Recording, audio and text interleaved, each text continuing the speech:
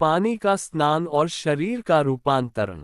मेरे प्रिय मित्रों, आज हम एक ऐसे विषय पर चर्चा करने जा रहे हैं जो दिखने में बहुत साधारण है, लेकिन इसका प्रभाव हमारे जीवन की बुनियाद को हिला सकता है।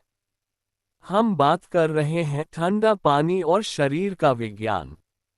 ओशो हमेशा कहते थे कि मनुष्य का शरीर केवल मांस और हड्डियों का ढांचा नहीं है, यह अनंत ऊर्जा का एक मंदिर है।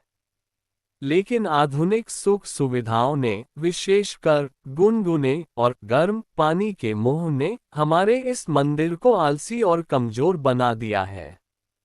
एक शॉक का विज्ञान, the science of shock. Osho समझाते हैं कि जब बर्फ जैसा ठंडा पानी आपके शरीर पर गिरता है, तो आपके भीतर एक शॉक पैदा होता है। ये शॉक बुरा नहीं है। असल में हमारी चेतना सोई हुई है। हम चलते फिरते सो रहे हैं, दफ्तर में सो रहे हैं, भोजन करते समय भी विचारों में खोए हुए हैं। जैसे ही वह ठंडा पानी आपकी त्वचा को छूता है, आपकी सांस रुक जाती है, आपके विचार एक सेकंड के लिए ठहर जाते हैं। वह जो विचारहीनता का क्षण है, वही ध्यान की शुरुआत है। ओशो कहते हैं कि ठंडा पानी आपको जबरन वर्तमान में खींच लाता है। आप न कल की चिंता कर सकते हैं, न बीते हुए कल का दुख मना सकते हैं, आप बस उस ठंडी लहर के साथ जीवंत हो जाते हैं। 2. शरीर लोहा कैसे बनता है? अक्सर लोग पूछते हैं कि क्या ठंडा पानी बीमार नहीं करेगा। विज्ञान और ओशो दोनों का मत इसके विपरीत है। जब बाहर से ठंडक पड़ती है, तो शरीर अपनी रक्षा के लिए आंतरिक अग्नि बायो इलेक्ट्रिसिटी को प्रज्वलित करता है।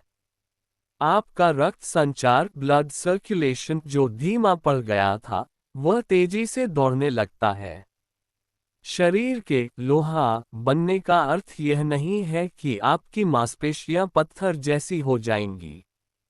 इसका अर्थ है कि आपकी प्रतिरोधक क्षमता, इम्यूनिटी इतनी प्रबल हो जाएगी कि छोटे मोटे वायरस और बीमारियां आपके पास फटकेंगी भी नहीं। आपकी त्वचा में एक नई चमक आएगी और आंखों में एक नई रोशनी। 3. योगी का स्नान vs भोगी का स्नान। एक भोगी वह है जो स्नान केवल शरीर की धूल साफ करने के लिए करता है, लेकिन एक योगी के लिए स्नान एक अनुष्ठान है। ओशो कहते थे कि जब आप ठंडे पानी के नीचे खड़े हों, तो केवल यह न समझे कि पानी गिर रहा है। महसूस करें कि परमात्मा की ऊर्जा आप पर बरस रही है। प्राचीन काल में ऋषि मुनि नदियों के ठंडे जल में स्नान क्यों करते थे? क्योंकि वह जल केवल शरीर नहीं, बल्कि आपके आभामंडल और रग को भी शुद्ध करता है। गर्म पानी आपको सुस्त और तामसिक बनाता है, जबकि ठंडा पानी आपको सात्विक और ऊर्जावान बनाता है। 4. 21 दिन का प्रयोग और सावधानी। ओशो हमेशा प्रयोग एक्सपेरिमेंट पर जोर देते थे। वे कहते थे, मुझ पर भरोसा मत करो, करके देखो। विधि: स्नान की शुरुआत कभी सीधे सिर से न करें। पहले अपने पैरों को भिगोएं, फिर घुटने, फिर हाथ, और अंत में अपने पूरे शरीर को जल को समर्पित कर दें। नियम: कम से कम 21 दिन तक इसे जारी रखें।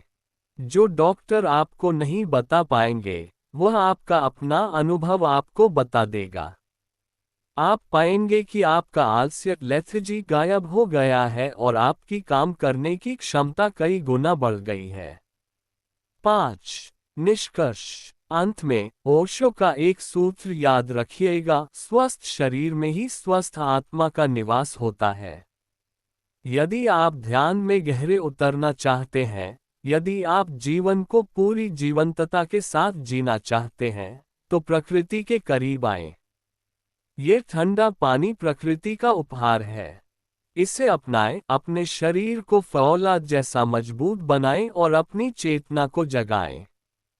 आप सभी ने मुझे इतनी शांति से सुना, उसके लिए मैं ओशो की ओर से और अपनी ओर से आप सभी के भीतर बैठे परमात्मा को प्रणाम करता हूँ।